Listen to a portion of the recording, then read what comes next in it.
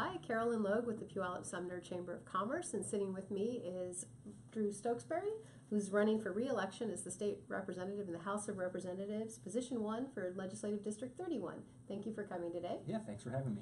Okay, getting right into the questions. What do you think is the most important issue in your race? You know, I think by far the biggest issue facing both our district and the state of Washington is education. If you've turned on the news in the last 5 years, you've seen about the Supreme Court's McCleary decision, which says the state needs to meet its constitutional obligation to fund education. But regardless of what the Supreme Court says, we have a constitutional and a moral duty to fully fund education and allow our kids to have an opportunity to succeed in life. This is important not just for those of us like me with young children, but for the business community too, because the business community depends on well-trained employees to graduate from high school ready for college or career. It's also important to the business community because there's a lot of ways the legislature could fund education, and some ways will be more harmful to the state's economy and the state's businesses than other ways. And one of the things I want to do is make sure we fund education in a way that's least impactful to our economy. Okay. How specifically will you support the business community when you're in the legislature? Or you are. You know, Go back. the reason I ran for the legislature in the first place is because I was an attorney who worked for small businesses, and I saw every day all of the challenges that the state puts in their way that keep businesses from succeeding and flourishing here in Washington. And in Olympia, I want to reform all the regulatory red tape that businesses have to fight through. I want to reform the way we write budgets too.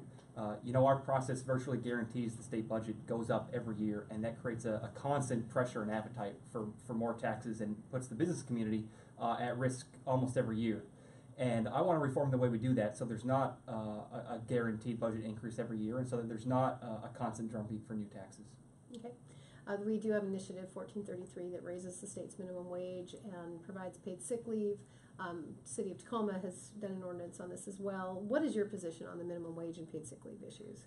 You know, one of my core priorities is that we take care of society's most vulnerable, but I voted against the minimum wage in the legislature twice already. And I think it's a little bit of the wrong direction right now. For one, if we want to talk about a guaranteed minimum wage, we need to address all that entails for businesses. So a lot of businesses pay more than just a salary. Their employees make tips, commissions, and so if the government wants to get involved in this area, we need to factor in total compensation, not just one type of compensation. So we need to have some kind of tip credit or something like that. Also, as one of the younger members of the legislature, I remember my high school summer jobs more readily than most. And when I had a job in high school, it was so that I could afford to play golf with my friends and go to movies. It wasn't because I needed to feed a family. And so there's a fundamental difference between a kid who needs extra spending money and a single mother, an adult who's trying to care for their family and put clothes on their kids' backs and roofs over their heads. And so there ought to be some kind of training wage too. That differentiates between the very low-skilled and entry-level workers and those who are making a career out of the service industry. Okay. What tax increase would you support, if any? You know, I'm proud that in my first term of the legislature and as a member of the Appropriations Committee, we passed a budget that didn't raise any new taxes. We cut college tuition for the first time in a generation. We increased K-12 spending, and we did it without raising taxes. And I'm optimistic we can do that again. Revenue forecasts keep coming in optimistic, and I hope that will continue to happen. I also think that the number one solution in the short term is going to be some kind of fundamental levy reform and equalize the state portion of the property tax that people pay throughout the state instead of having different parts of the state pay different levy rates for schools.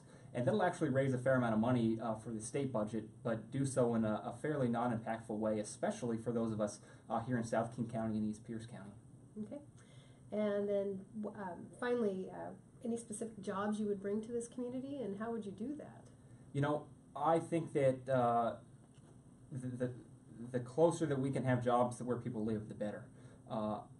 For too long, the politicians in Olympia have had a very Seattle-centric focus. And if you look at employment numbers statewide, our state's actually doing pretty well, but if you drill that down even further, it's because Seattle is doing remarkably well, and the suburbs are doing just okay, and the rural economy is just absolutely decimated.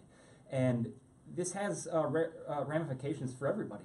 You know, we find jobs in Seattle and Bellevue, those of us who live down here, and that makes us spend an hour and a half in traffic each way to commute to our jobs. So I really hope that we can build more jobs here in the South End, and that'll be great for families, great for the local economy, but also great for the statewide economy too. Okay, thank you very much. Appreciate you coming. Yeah.